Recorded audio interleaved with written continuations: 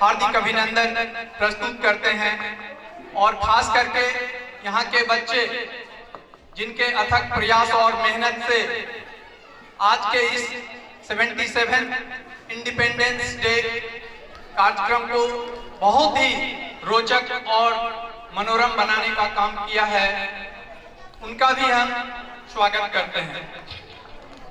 आज जैसा कि हमें पता है कि आज हम लोग जो यहाँ इकट्ठा हुए हैं अपने देश के बहुत ही सर्वश्रेष्ठ फंक्शन इंडिपेंडेंस डे सेलिब्रेशन के साथ साथ बच्चों के द्वारा जो एक प्रस्तुति, एक छोटा सा कार्यक्रम रखा गया है इस आवासीय गुरुकुल प्रांगण में, उनको बेहतर और बेहतर कैसे बनाएं, इसमें आप सबों का सहयोग प्रार्थनीय है और इसके लिए हम आपके आभारी हैं। जैसा कि हम अपने इस फंक्शन की शुरुआत जो है एक स्टोरी से करना चाहेंगे। क्या होता है, क्या एक शहर में एक मंदिर हुआ करता है और मंदिर में एक पुजारी होते हैं जो मंदिर की देखभाल करते हैं और पूजा पाठ करते हैं। मंदिर के ठीक सामने एक कोठा हो,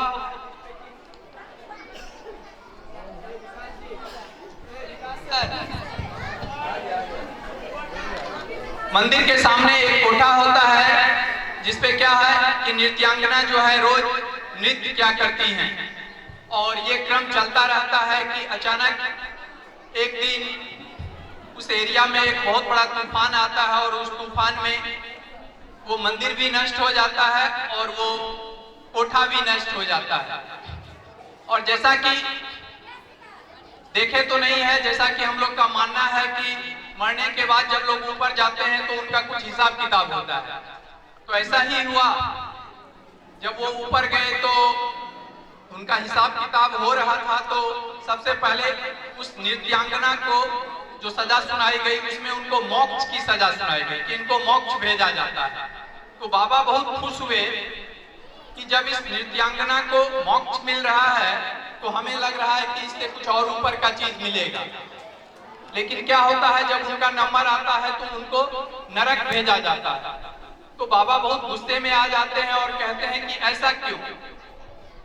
तो भगवान का कहना था कि आप मंदिर में तो बिल्कुल थे, पूजा कर रहे थे, लेकिन आपका ध्यान हमेशा जो है कोठे के ऊपर, आपका बिल्कुल ध्यान कोठे के ऊपर होता था। उनकी घुंघरू की आवाज, उनके गाने की आवाज, तो ना आप किसी को मोक्ष के बारे में बता पाए और न खुद मोक्ष के बारे में कुछ जान पाए, इसीलिए आपको जो है नरक भेजा जाता है। तो मेरा कहना है कि जब तक आप सिर्फ तन से किसी काम को करते हैं तो उसमें सफलता की गुंजाइश कम होती है, लेकिन तन धन अगर तीनों का अलाइंड होता है, तीनों का मिश्रण होता है, तभी आप अपने गोल को अचीव करते हैं और वहां तक पहुंचते हैं।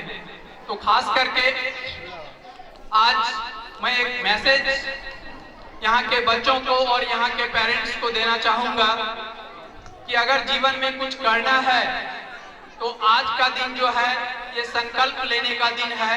आज हम एक संकल्प लें कि हम लोग जहां हैं वहां से ऊपर कैसे जाएं, बेहतर कैसे करें और दूसरे का भी भला कैसे हो।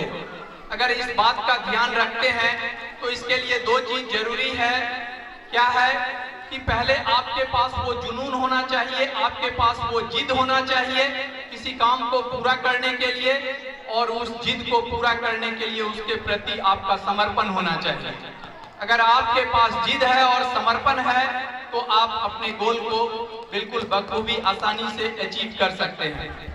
तो चलिए हम आज इस विद्यालय के डायरेक्टर, यहाँ के विद्वान शिक्षक, यहाँ के सारे पेरेंट्स और आए हुए तमाम अतिथियों का फिर से एक बार हार्दिक अभिनंदन और स्वागत करते हैं, जिनके बदौलत आज के इस फंक्शन को बहुत ही बेहतर बनाने का प्रयास किया जा रहा है।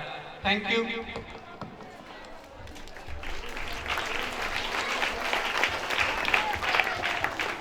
Thank you, sir, for your warm welcome. When darkness comes, let us not conduct the dark, but light the lamp to illuminate. Now, I would like to call our director sir and chief guest, Manibhushan Chaudhary, Pankaj Chaudhary, Rakesh Chaudhary. Please come on the stage, and I would also like to call our choir group for welcome song.